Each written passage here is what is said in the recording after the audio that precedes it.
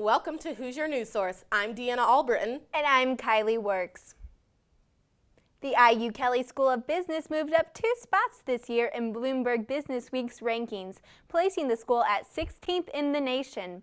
Factored into the rankings is the calculation of academic quality, such as combining SAT scores, class size in business courses, number of students with internships, and the amount of hours devoted to coursework. Additionally, the school is ranked 2nd among Big Ten schools and 5th among related programs at public universities.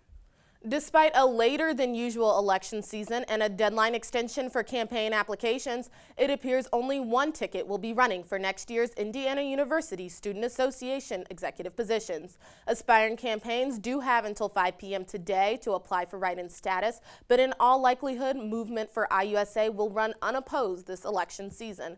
Regardless, the IUSA Election Commission has decided the election timeline will move forward as scheduled. If no ticket applies by today's extended deadline, this Tuesday's debate will instead run as a public forum, giving students a chance to field questions to the ticket.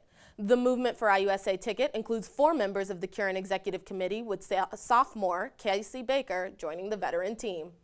Numerous sororities, fraternities, and clubs across IU's campus have been preparing for Saturday's Little 500 qualification race, also known as Quals.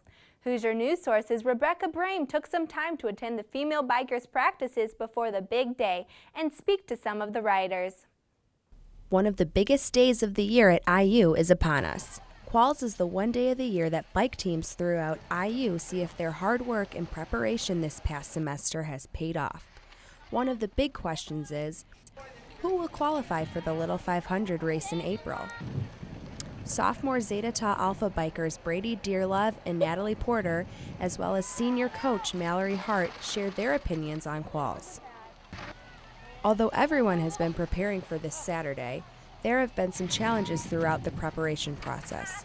Dearlove shares her feelings on the possible challenges of the upcoming weekend. I would say strategy and knowing how to get through the pack, and also just knowing what the conditions are going to be on the day of the race. So know if it's going to be a windy day or a cold day or if it's going to be rainy or not. Porter tells us why Quals is such an exciting time.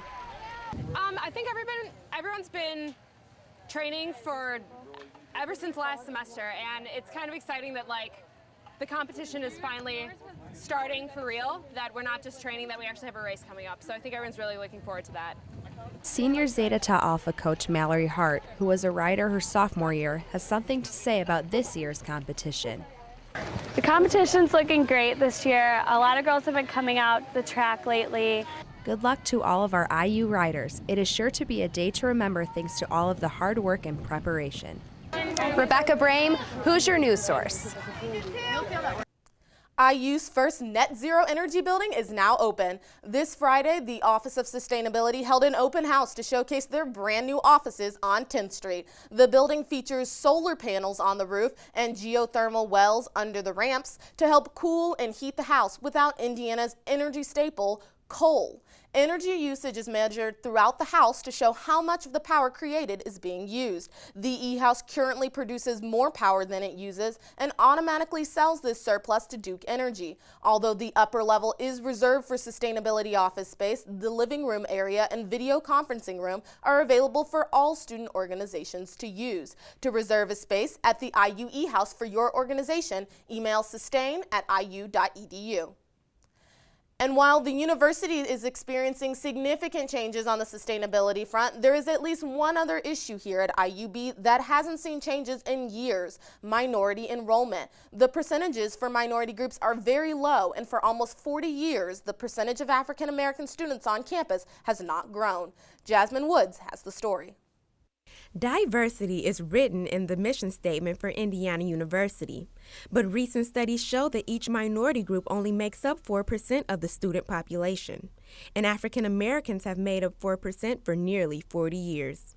This has many students upset, including Indiana junior Titilayo Rasaki. The consistency of it bothers me. That consistently since 1970 that we've had the same percentage. It feels like a quota to me, if that makes sense. Despite all the offices devoted to diversity, the numbers have not grown. These offices, they're there to support students, and if that's really the goal of the university is to support students, so why would we not do everything in our power to make sure these programs succeed? Vice Provost of Enrollment David Johnson says that although the percentage is 4%, the numbers have actually increased. For fall 2012, we are up 28% in our admission of African American students and up 26% in our admission of Hispanic students. While the number of African American students is low, the graduation rate is low as well. Currently, only 52% of African Americans graduate from IU. This raises concern for many minority students. I would say the focus should be on really getting the students that are here out and not necessarily bringing in more students to increase the competition. I do know that there are high-achieving students all around this country that would be interested and that would want to come to Indiana University. So I know that if they are there and if they are qualified, that they should be accepted, and that a quota shouldn't, or a certain percentage. And I know that all around this country is not 4% of students every time consistently applying to this university and being accepted. Despite the statistics, administrators are hopeful that diversity will increase in the coming years. Reporting from Indiana University, I'm Jasmine Woods.